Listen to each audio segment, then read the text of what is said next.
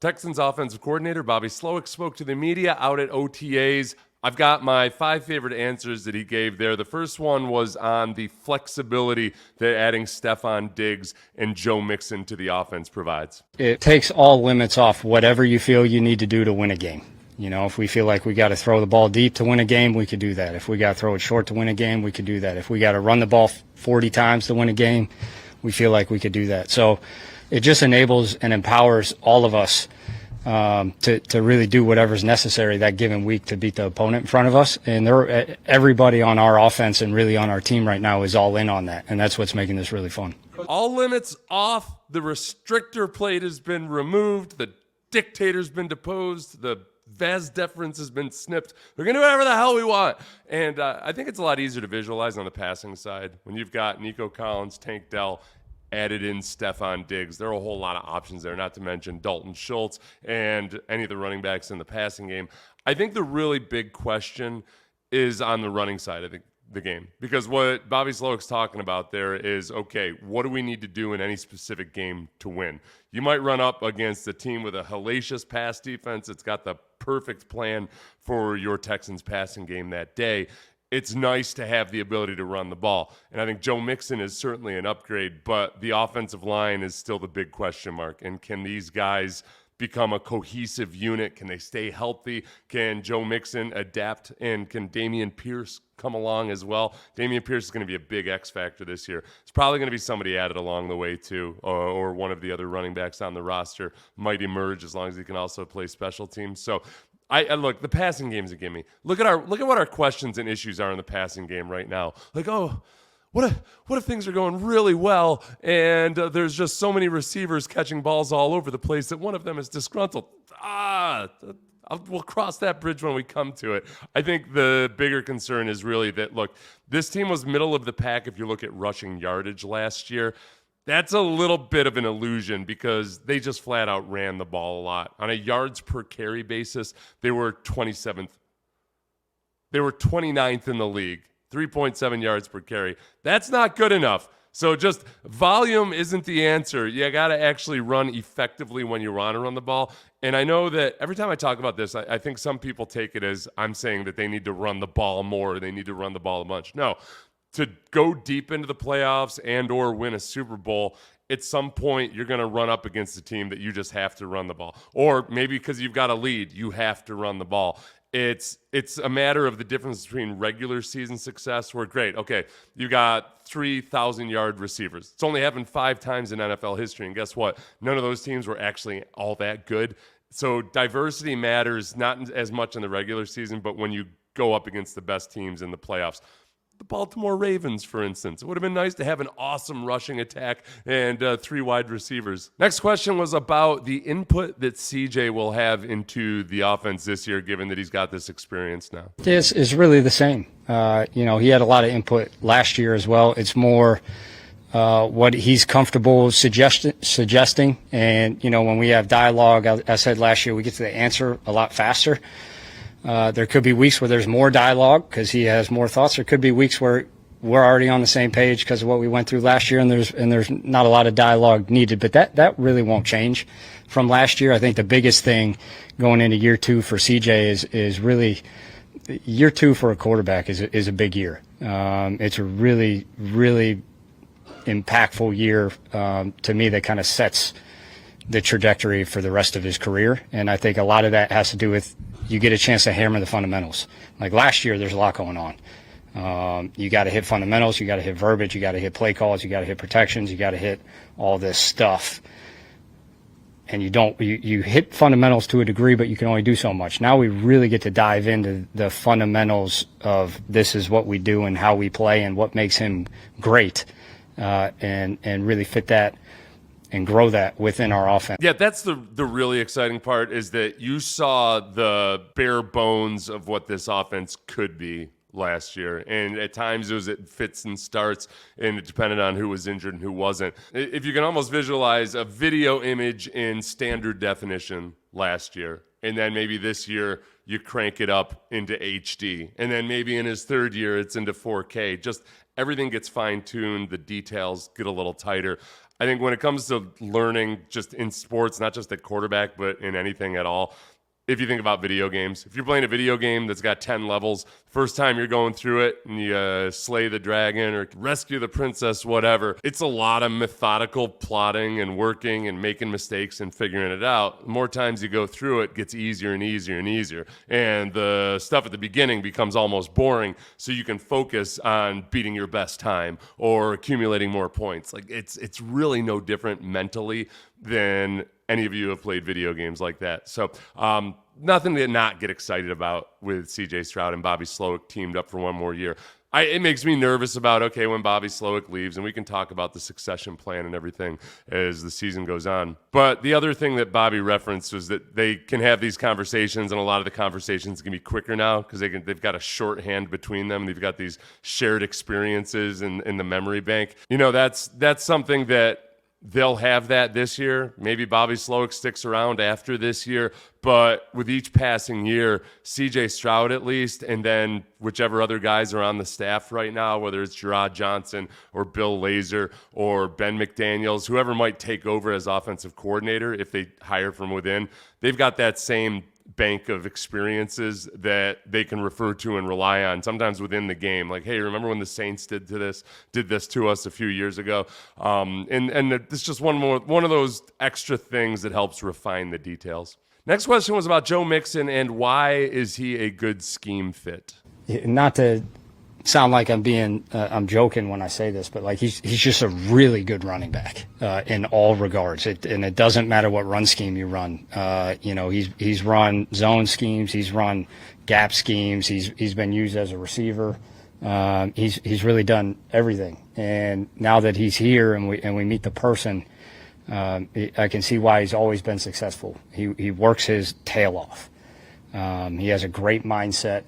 He's a professional. He knows that, this time of year and all the way through the season is continuously about growth. And he fits right in with the culture we have. And Joe Mixon in his press availability actually spoke very, very highly of Dameon Pierce as well. I mean, I can't imagine meeting Dameon Pierce and not liking him or being around him and not liking him. But as far as Joe Mixon goes, look, he'd been a captain for multiple years before he was traded away. I think when he first got here, he was a little bit in shock and I think was still trying to digest everything that had happened. He didn't expect to get traded.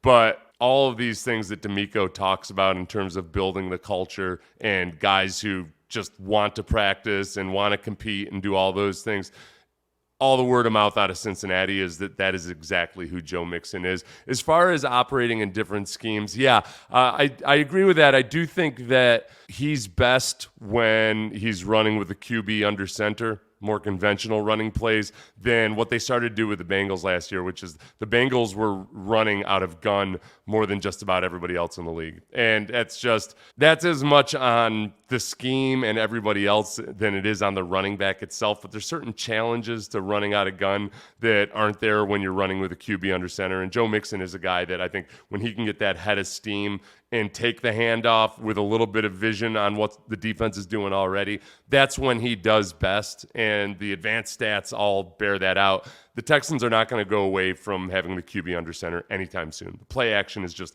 way too effective for them. And I think just in terms of running the actual ball, they like that style. And they think it's important to stress the linebackers and safeties that way. So it's a more perfect scheme fit for Joe Mixon with Houston, but that's not to say that like Joe Mixon has to operate out of this scheme or that scheme. It's just I think that this is going to be a better fit for him than Cincinnati. And of course, he was asked about Stefon Diggs, who was at OTAs for the first time, that at least since the press has been out there watching. Bobby Slowik and his feelings about Stefon Diggs. He's been great to work with. His big thing right now, kind of like we already talked about with some other guys, is verbiage, just picking up verbiage. It's a little different than when he was in Buffalo.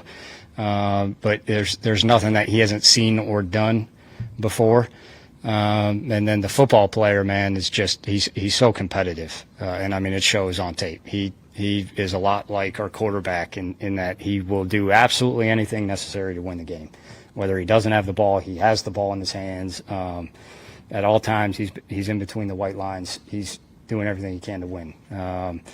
good route runner. I mean, he's got all the receiver traits you could ask for. But what jumps out to me and what fits with us and what we're always engaged with is how competitive guys are, how tough they are, and the style of play they have. This is where it's interesting with Stefon Diggs, because the reports out of Buffalo, including after Stefon Diggs left, was everything that Bobby Slowik had just said in terms of the way he practices, the way he competes.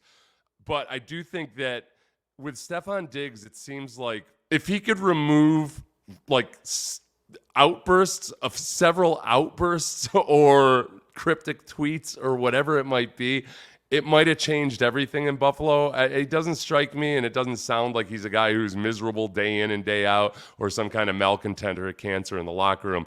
It got to a point there in Buffalo where things were not running as efficiently and as smoothly as I think that Stefon Diggs and frankly a lot of other people in Buffalo thought they should be. And there were times when Stefon Diggs wasn't getting the ball where it wasn't out of selfishness necessarily, but more so that the correct read on any given play was to go to Stefon Diggs. But Josh Allen was trying to redesign himself as a quarterback and spread the ball around more. And it worked for the most part in improving the offense, but it was a more inefficient and hodgepodge situation in some respects, and Josh Allen was moving off of Stefon Diggs at times when maybe he should have stuck with him, which was fine because Josh Allen used to stick on Stefon Diggs before moving on at times. It's all a mess, and I just frankly, he's here on a 1-year deal. Can we stop talking about it? I've said the same damn thing over and over again. Can we just enjoy OTAs, please? God, just all this drama in late May. This was an interesting question. He was asked about who his personal Yoda was when it comes to asking for advice. I mean, what did you do? I mean, you got new tools to work with this year. But what did Bobby do to go back? Who was your Yoda that you had went back to and sort of did a self-evaluation on yourself going into year 2 and with what you got to deal with now? My Yoda. I like it. That's a good one. I'm always asking people that help my career. You know, I know I've said before, Kyle Shanahan and the Shanahan family have always been a huge impact on me in my career. But even on top of that, and probably the biggest influence on me personally was my dad growing up as a longtime NFL coach. I'll constantly talk to him about how the game has evolved or maybe some things. I mean, he watches every one of our games, things that came up through the course of the season that he remembers. D'Amico is huge in that. And then my staff is phenomenal. I mean, I got a lot of experience on the staff mixed in with some youth.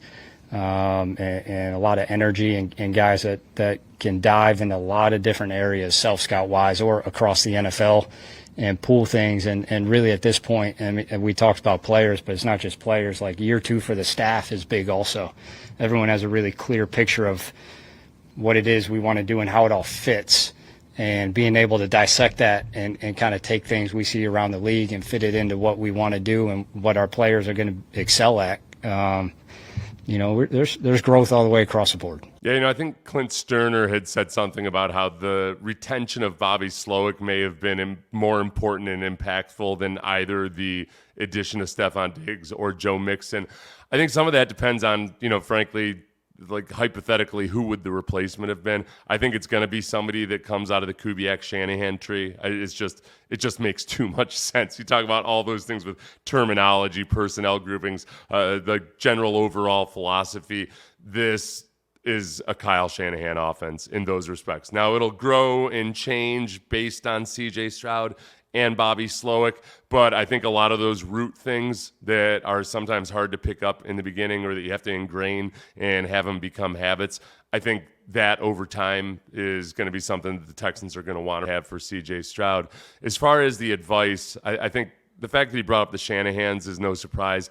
I think Kyle Shanahan and Mike Shanahan seem to have spent a lot more time with their coaches on trying to develop them and help them become good head coaches.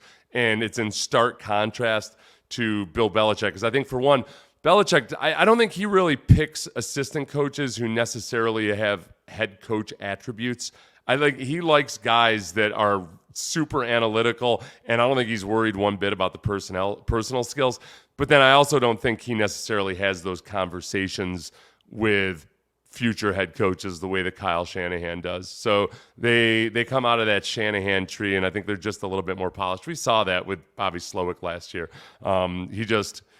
I think he understands the importance of being good in the press conference, and he's very forthcoming without giving up too much. So, a lot to get excited about. I think that Bobby Slowik and Matt Burke both are trying not to get ahead of themselves and get too excited, but on paper, it looks really, really interesting. So, I'm Seth Payne, played for the Texans a long time ago. I now do this YouTube. I also do sports radio on Sports Radio 610 from 6 a.m. to 10 a.m. every weekday morning. Please like, subscribe, share on your social media platform of choice, and everybody have an awesome week.